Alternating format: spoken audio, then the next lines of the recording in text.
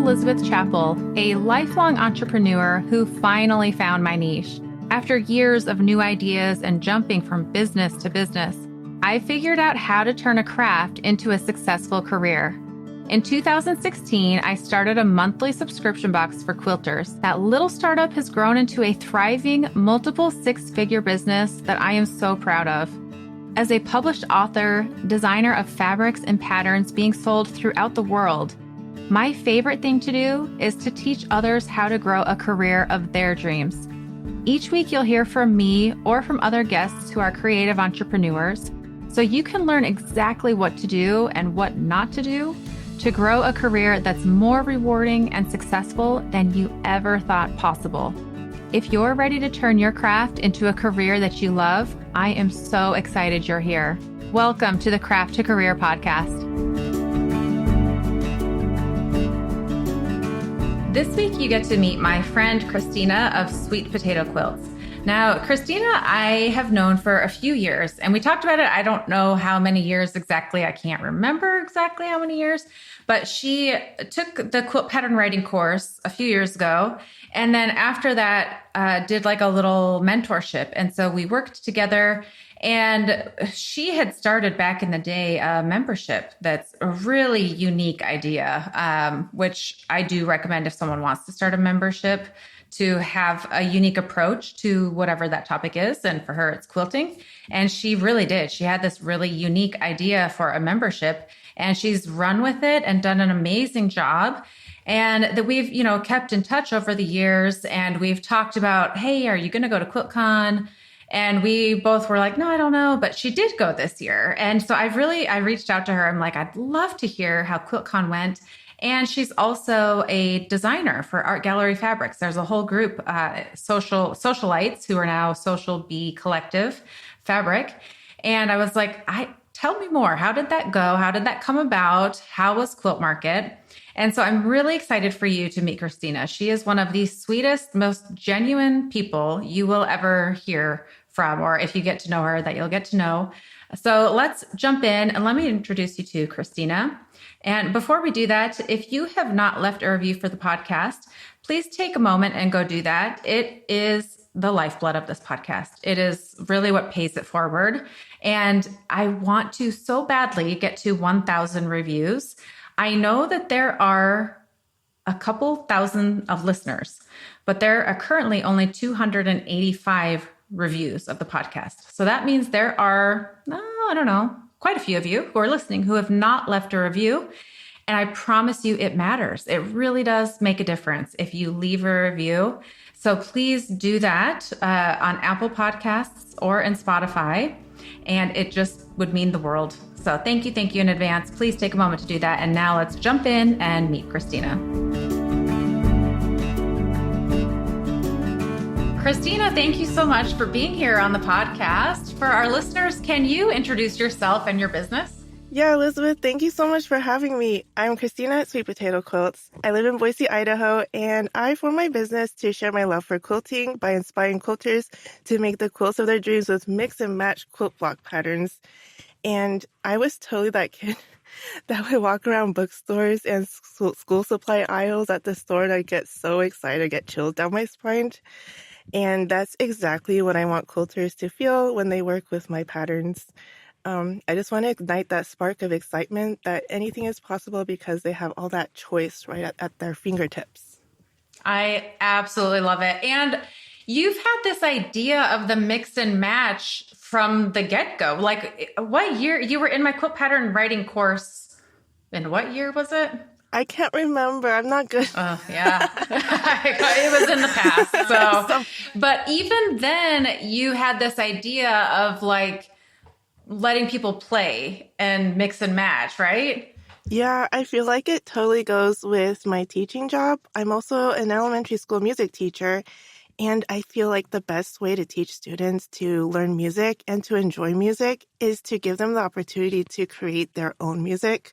So I really just want to give them the tools that will enable them to create what they are proud of. I can't just tell them to do this. They will totally rebel. So kids Mhm. are more motivated to make what they want. And I'm just trying to enable that by setting parameters and playing around with elements of music for them. Okay, I am gonna dive into the music for a minute here because I am by no means at your level, but I tinker around on the piano and I think about you sometimes when I'm practicing. You went to Juilliard, which is huge, and it's for the clarinet, is that right? Yeah. Well, I'm curious, like, did you love playing this as a child? Were you forced to practice? Did you learn, I think it's Suzuki method, or like you could just kind of do what you like, were you able to play with music, or did you have to study and learn and play these specific things, you know? Oh my gosh, Elizabeth, you're going to take me way back. I'm going to share some trauma with you. So, We've all got some. you know, obviously I'm Asian and I have Asian tiger parents. So my first recollection with music was taking piano lessons at a really young age. And there was so many tears and fights at the pianos because my parents just forced me to practice. It felt like a chore. And it got to the point where my dad, he sat at the couch next to my practicing and he would count my mistakes by one playthrough. And then that's how many times I had to play through the song over again. Like I have trauma from this. Wow, But yeah. when I was 6, I knew immediately that I wanted to be a teacher when I grew up. Like I didn't know what kind of teacher. I just wanted to be like the teachers that I had at school. I just loved to learn and I felt so inspired at school. And when it came to learning a second instrument in 5th grade, I joined the band and I chose the clarinet. And my parents just didn't care about me learning the clarinet. I mean, they still forced me to practice the piano, but clarinet was more social, more of a school activity. And I just happened to excel at it because of my piano background. And when it came time to enter college, I applied to schools to be a music ed major because I just decided I want to be a music teacher. And it was at that time, like, I did my college applications and I happened to get into Juilliard. And Juilliard does not have an education program, it's for performers to perform at the highest level.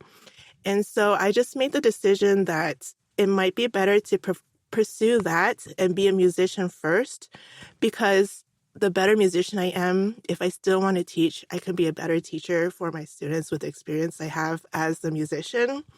And it's just happened to work out that way. I finished my studies and I also ended up with a performance job. I play professionally in the Boise Philharmonic too. And that is like really well um, coupled with my daytime teaching job of teaching students. So they really balance each other out really well. I can see where this idea of play has come in, where piano for you was this super structured, traumatic thing. And then clarinet introduced the fun, and that's where you excelled. And so I can totally see now with quilting where but I'm also curious because I feel like as children, we naturally want to play and explore. And the older we get, because of school, because of all the things, we forget how to play. And I see a lot of adults who get terrified to do it. They're like, no, no, you tell me exactly what to do. So have you experienced that with your patterns and stuff?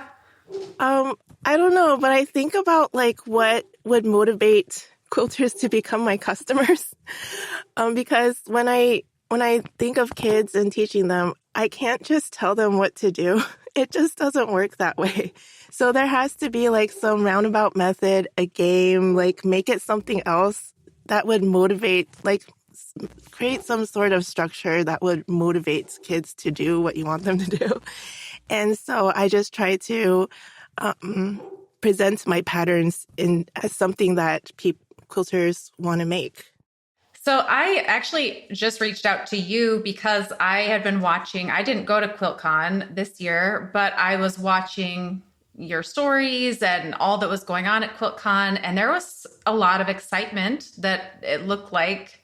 I'm wondering if you can just share a little recap of QuiltCon, especially, and I especially wanted to reach out to you because we had chatted in the past about our reservations. Not in a bad way. Everyone loves QuiltCon, but there's a fear of going into the unknown and all of the things. So, anyhow, I'd love for you to touch on your past reservations about QuiltCon and how that actually played out for you. Yeah, I'll say that I had never been to QuiltCon, but I've seen all the posts and all the photos and everything. And to be honest, I never had FOMO from seeing any of it. I actually felt overstimulated by seeing all these posts. Like I felt like I was there too, and it was just so much. And I never had any plans to go to QuiltCon this year until Art Gallery Fabrics asked me to be there at the booth to promote their new Social Bee collective. And I learned a lot. My perception of QuiltCon is so much different now that I've been there. I feel like QuiltCon is just so much bigger than the depiction that I created based on the Instagram posts that I see. There's lots of space for you to just lay low and do things on your own. And there's just like a rare energy that I really appreciated that is about being around people who also love to quilt. Because in my daily life, I can't just talk about quilting with anyone. Like it was awesome in a weird way to just turn to someone and talk about quilts. And like it just made us instant friends. And it's just a good excuse to meet and reunite with, your closest quilting friends if you have any. And I just got to see so many people like Anna Maria Horner was there. Like she was my first inspiration. Like I couldn't believe she was there in the flesh.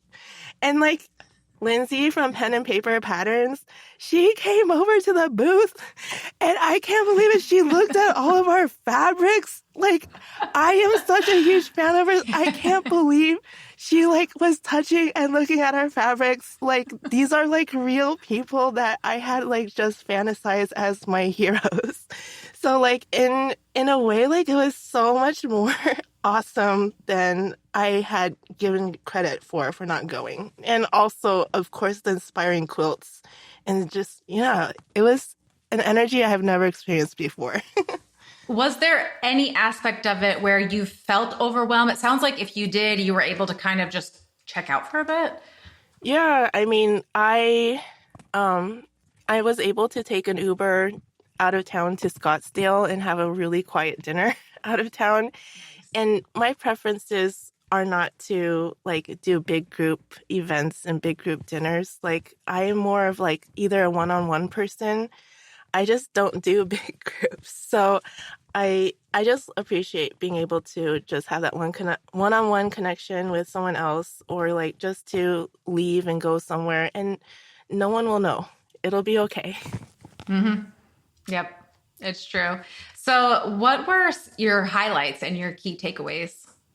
Um, I loved hanging out with customers and just walking around the shops and overhearing conversations about quilters thinking about what they wanted to buy and what they didn't want to buy. There were so many quilters that have plans. Like they know exactly what they're looking for. And there's also with our new fabric collection coming out, there I saw people like coming up and touching, and I could see which ones people were drawn to. And it's funny to note that one of the favorite ones that people notice is a purple print. And I know purple isn't very popular, but a lot of people mention a purple fabric print that's really stood out to them. So it's really interesting just overhearing conversations by shoppers and quilters. Okay, let's touch on this purple thing. I did not know this until, I don't know, a couple years ago. I was like, how come this one designer never uses purple? And someone was like, they don't like purple. And the more I kept hearing it, people are like, yeah, it's like controversial color. So you knew this? How did you know this? I don't know, but it goes way back for me because I really loved purple growing up. And then I don't know why, but some girl that I was friends with just randomly said, like, purple's a stupid color. I like pink. And so I just decided my next favorite color was pink and I just dropped purple. So I feel like I owe it to the color purple to remain true to my love for it. And so I have a secret mission to make purple popular. I actually wrote that down in my Art Gallery Fabric Socialites application. I want to make purple popular.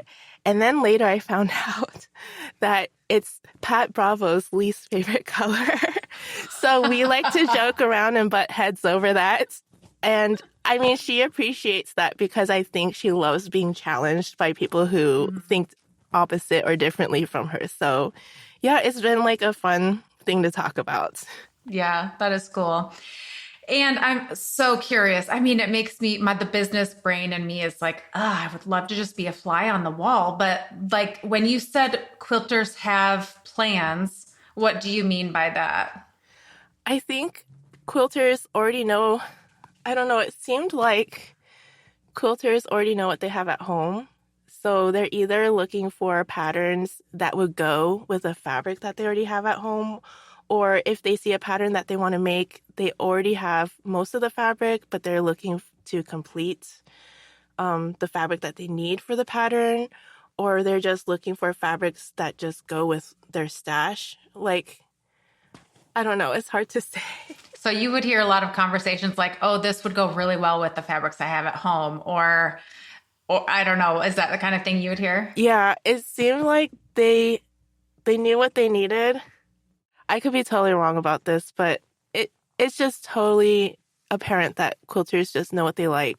They either reach for things or they I don't know. I don't know how to say this right. And then, okay, I'm very excited to hear more about being an AGF socialite and the fabric collection. I guess it's called Social Bee. Is that right? Yeah, we came up with the name Social Bee Collective. We know that bees work really well together as a team, and we decided to work as a team. It's me, Abby from Abby Made Studios, Wendy the Weekend Quilter, Brooke from Eudaimonia Studios, and Kelsey from White Rose Designs. It's just all based on the premise that collaboration can be powerful when creativity and friendship come together. And what happened was after our first year as socialites, where we got that free fabric, Pat had this crazy idea to trust us and design a fabric collection together. And that was really brave of her because I know she wants to trust our artistic taste. And like, I didn't know anything about designing fabric at that point. So she had, yeah, she wanted to know like what our quilting preferences are, like what do we reach for when it comes to fabric and what do we like to quilt with. And she wanted to trust our preferences and our styles to come up with something new. And okay, I'm curious because there were more socialites, but only some of you did the Social Bee. How come some of you decided to design fabric and some did not? I think we were just all given the option, and it was five of us who decided to move on with this proposal.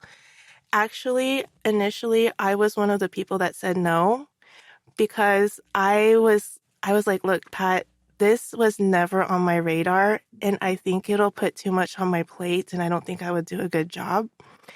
And so that was that with the meeting. I was a no. And then we ended the meeting, and as soon as the meeting was over, like I felt a deep pit in my stomach. Like I just cut off all this opportunity and this opportunity to learn something new that could help me in the future. So like I really regretted what I said. And I emailed her back and I was like, please take me back. I changed my mind. I want to learn how to do this and I will be so good at it. So I found the time, I found it within me to pursue this designing of fabric. Yeah. Okay, how did you learn? Because you can be self-taught. I took Bonnie Christine's immersion course, and that's what really like helped me learn Adobe Illustrator real quick. But did Pat share like here are some lessons, or did she teach you? Like, how did you learn to do that? Yeah, this was like in the middle of the year, so there was many months still before Bonnie would open her course. So Pat told us that on Skillshare, Bonnie has a little mini course that just shows you and walks around how to make a repeating pattern. So I joined the Skillshare and I took her course and I just got a really good idea of how the repeating pattern works. And then I just tinkered around for a while until Bonnie opened her immersion design course.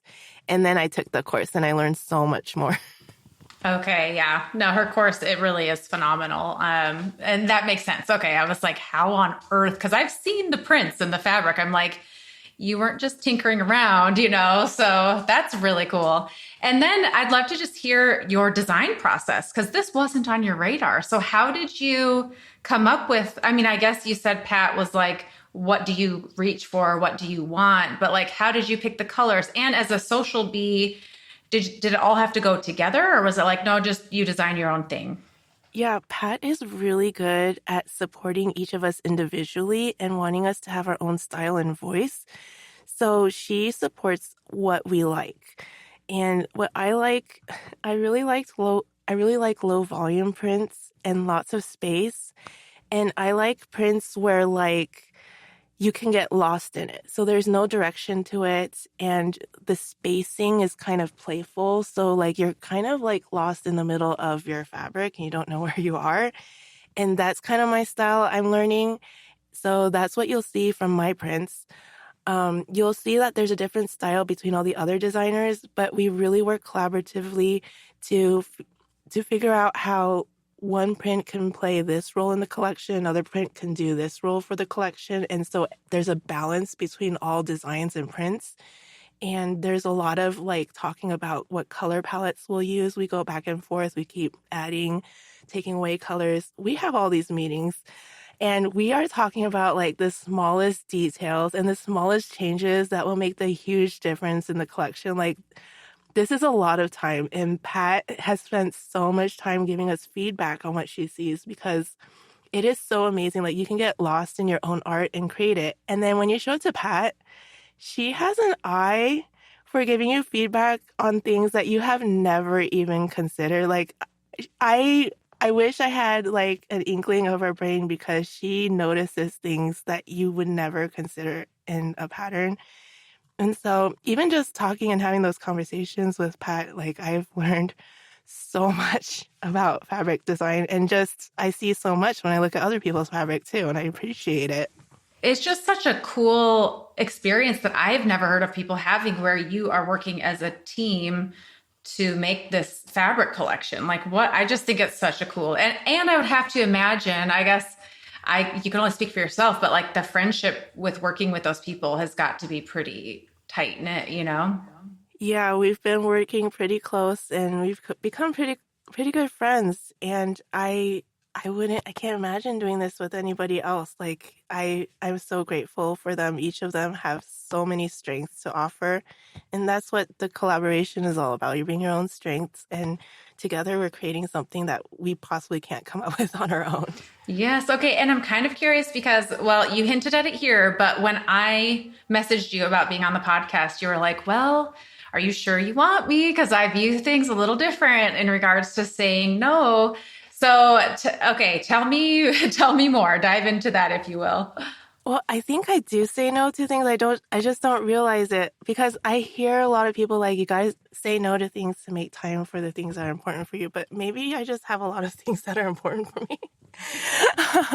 Because I mean, I have my teaching job, I have my musician job, the quilting and all the fabric design, everything could take up my whole life.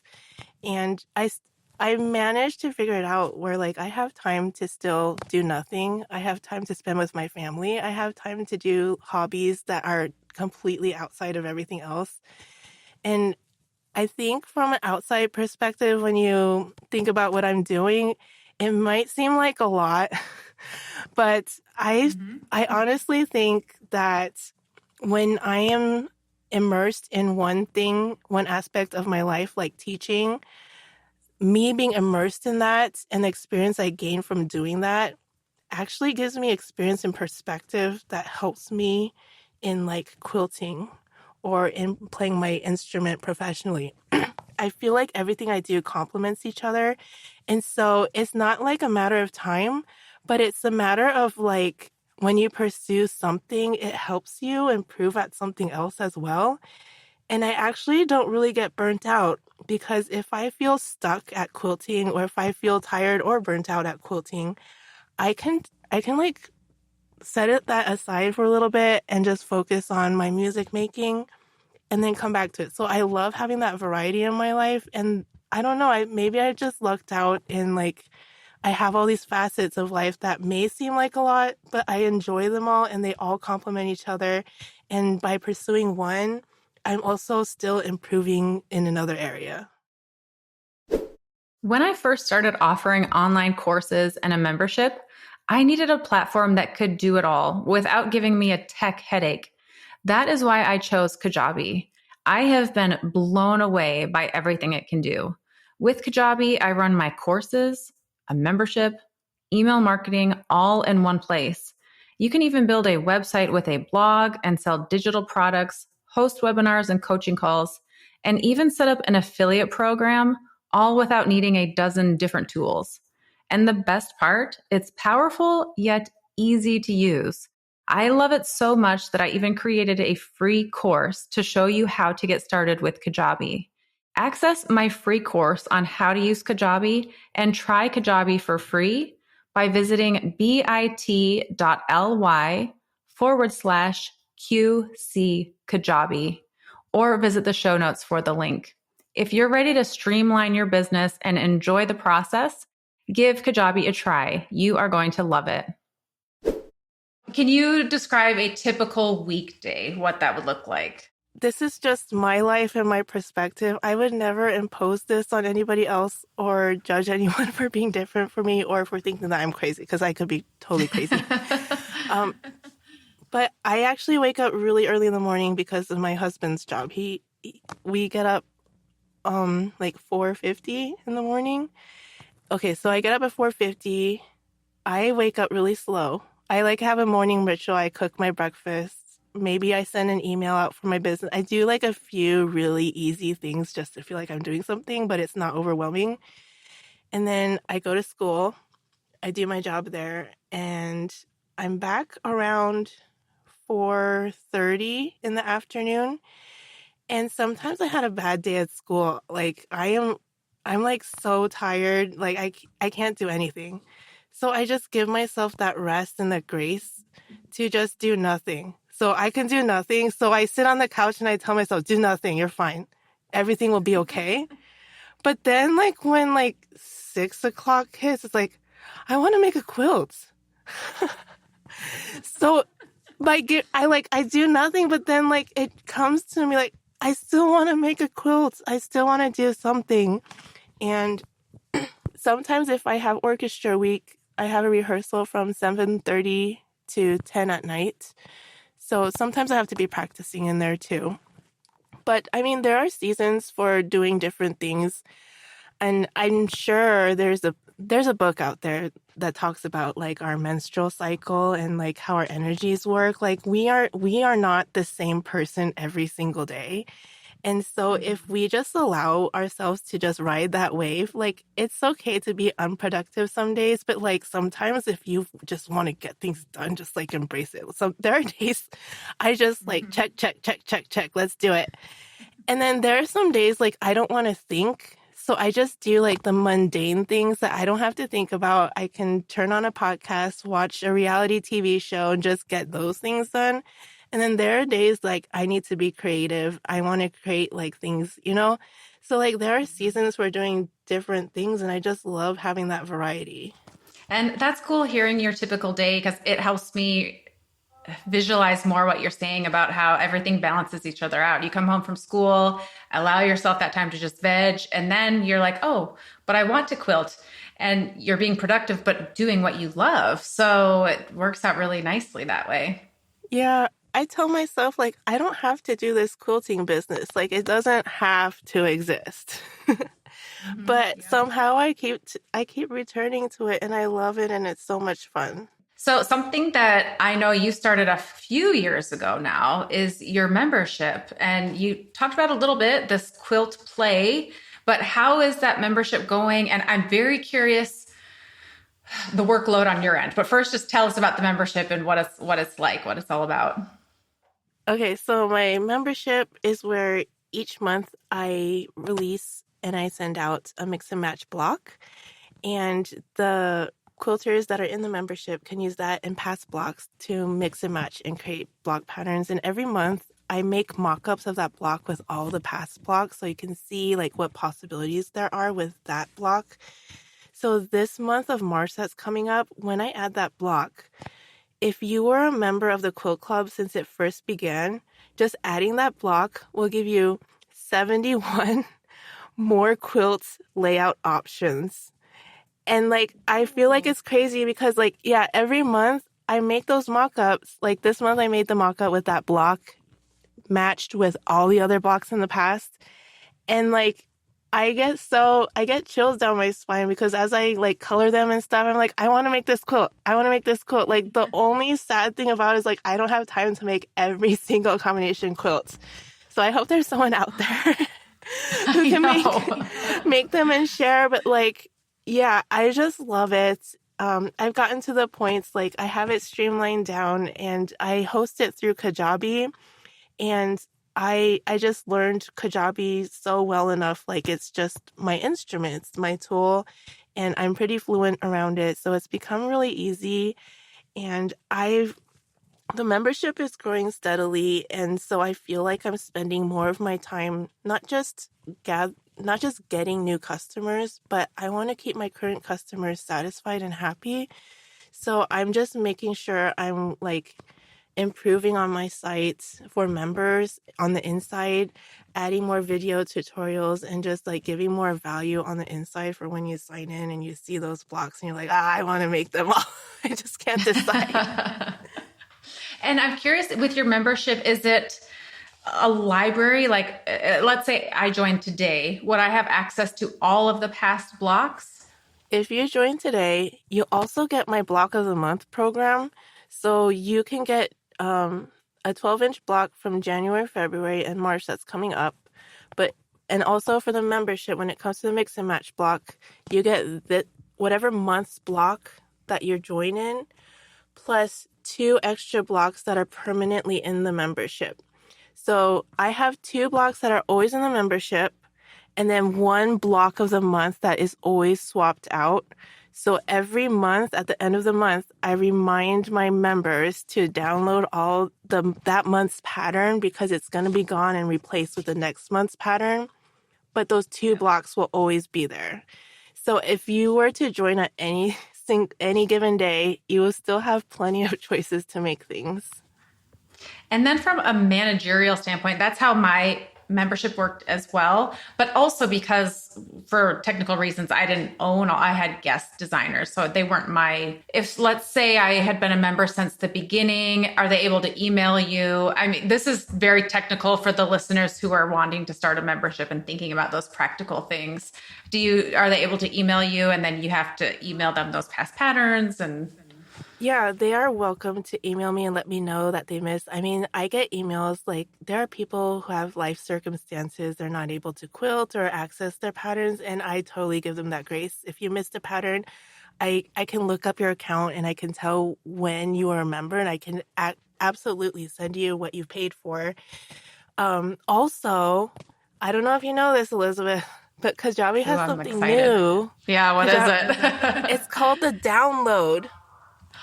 Tell me more. I saw So this.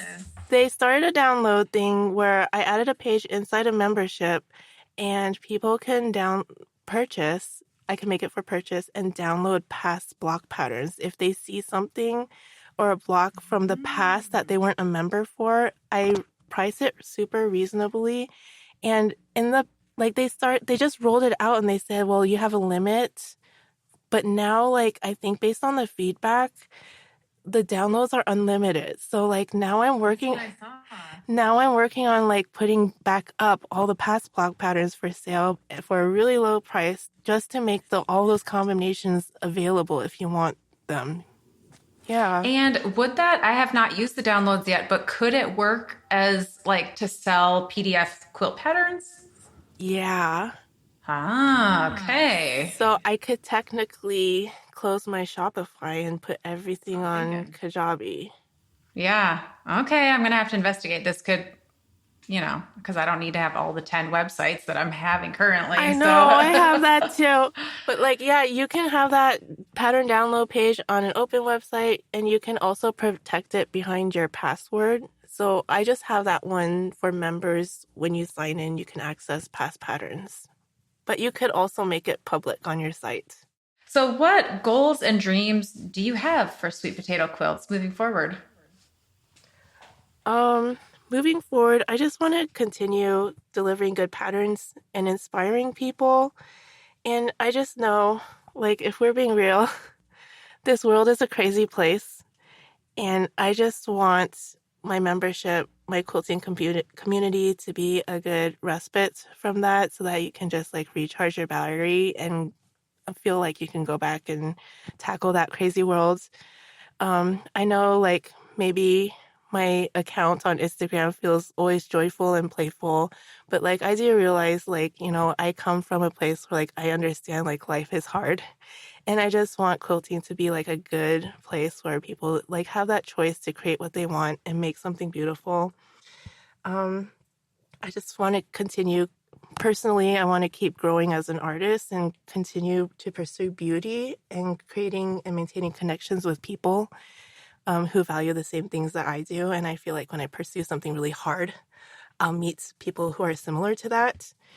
And yeah, it's all about relationships, wanting to make the world a little bit better. I really love that. I am curious if there is, I actually have like chills because it's so beautifully said. But I am curious, as you say, you want to conquer those really difficult things. Do you have something difficult in mind that you're like, this is what I want to do or learn next? I might be a recovering perfectionist. So maybe just embracing that pursuit of art is like a lifelong thing. You'll never reach that point that you want because even if you do, like you'll realize that there's more to go. I had one of my clarinet professor, he told me like the day I play that one perfect note is the day you retire. So it's just like into I don't know, a continual pursuit and search. Um, yeah, I don't know. I think it's more about embracing the process and just being in it, being in the trenches and just keeping on going. And I don't know, it's just a journey. Yeah, I really like that. Do you ever step back and like, because I don't know, I feel like maybe you can relate to this, but I'm pretty hard on myself. Like, oh, I don't know if it's quite good enough or whatever. But there are times where I step back and I'm like, wait a minute, that was pretty darn good. Look where I've come. Do you ever experience that? Yeah, but then I think teaching really helps because I see students that are also like that. And when I see myself in those students at school who like it has to be perfect or they're going to be upset, like what I admire most about them is their desire to want to do a good job. Like that is more important than the results that comes out. And like we talk about the learning pit in education, like there's no meaning to your learning if your learning is really just like, yeah, there's no depth to your learning if your learning and your progression is easy. There's this chart where you get thrown into the pit and you like dig your way out by like conquering things and learning things bit by bit. And you realize that you have these tools to teach yourself and help yourself. And like that makes learning more meaningful. So like learning and improvement is not supposed to be easy. It's not supposed to be pretty. Maybe it's beautiful, but it's never going to be perfect. And I think I've just trained myself to expect it to be that way. Also as a musician, I used to practice in college my instrument 7 hours a day. And I did that 10,000 hour rule. Like, you get to that point, that's what I majored in college. I played my instrument every day that much to be perfect. And no matter how much you plan every note for the moment, like it's never going to be perfect. Still, you reach new heights, you improve. It's still not perfect because you start to see like the next level. You reach a level, you see the next level. So like it's never going to stop. Just embrace where you are. Oh, another teacher, when I went to the most meaningful teaching camp, it's international. One of the most famous music teachers in the world, he said, like, he sat down and talked to us. He's like, your students are exactly where they need to be. Like, don't try to make them who they are not or to push them in their learning because they will get their spurts when the time is right for them. So, like, I think we just have to embrace who we are as people and how the world will just, like, affect us or, like, inspire us. And don't try to, like, make things the way it was not meant to be. Like, just have some trust that, You know, wherever you are at any given moment is exactly where you're supposed to be. And why not embrace it? Wow. Oh my gosh. I love that so much. I was going to add more, but I'm not going to. We're just going to put a nice little bow on that and tie it up because that I can't add to that. That is lovely. Do you remember the teacher's name that said that? That is Doug Goodkin. He taught at the San Francisco School and he teaches the San Francisco ORF course in Carmel Valley in California. It was a life-changing experience because it was an international course. There are music teachers that come in from all over the world, and not everyone speaks English, but we show up and we start making music together, and it is just so powerful. You get chills down your spine, and you're instant friends.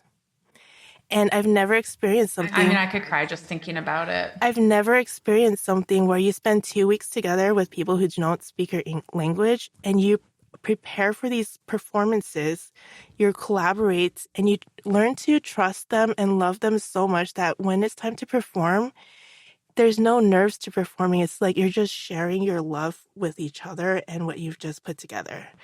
And so like Doug, the music teacher, he's the type of person like, sure, you're going to do your teaching example for the class. It's just the requirements to pass this course, but like, don't approach it like it's work.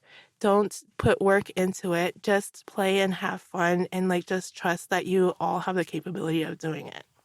Oh man. And if you apply that to your business or your creative endeavors, and I love that you don't speak maybe the same language as in like English, but music, you all spoke that language, and you could all read the same notes and like combine that energy together. Like, oh, that would be so cool. Oh my gosh, that's amazing. I think one summer was like 24 different countries. So it was like really. Do they perform? Like, I would love to go hear that, Yeah, the teachers come, we work together for 2 weeks and we end up with a performance and then we go back to school and teach. It's not like a group, but yeah. Well, this was just lovely. For the listeners who are like, who's this amazing clarinet teacher, quilter? Where can they find you? I'm at Sweet Potato Quilts everywhere. Instagram, Pinterest, YouTube, TikTok, my blog, sweetpotatoquilts.com. So if there's any last little words of advice or like for someone out there who's listening and they're a creative wanting to start a career, what advice would you have for them? I would say invest in yourself, say yes, and believe in yourself and just dig into what you really believe in and love and want to share with the world and trust that it will work out. Beautiful. Thank you so much, Christina. Thank you for being here on the podcast. And listeners, be sure to go check her out at Sweet Potato Quilts. Thank you, Elizabeth. Christina, thank you so much. What a beautiful and touching conversation. For one, I would love to go to that teacher music thing that you did. And I'd love to hear from the teacher. I mean, thank you for sharing that. I just love the idea that we are where we are supposed to be, and creativity, the healing power that it has, and hearing your journey. So thank you so much. And listeners, please go check out Sweet Potato Quilts. She just has such a fun, beautiful personality, and her designs are just as lovely. Thank you so much for being here, for being a listener on the Craft to Career podcast. Go ahead and be sure to subscribe to the podcast so that you do not miss an episode. We've got some great episodes coming up that you do not want to miss. And I will see you next week on a brand new episode of the Craft to Career podcast.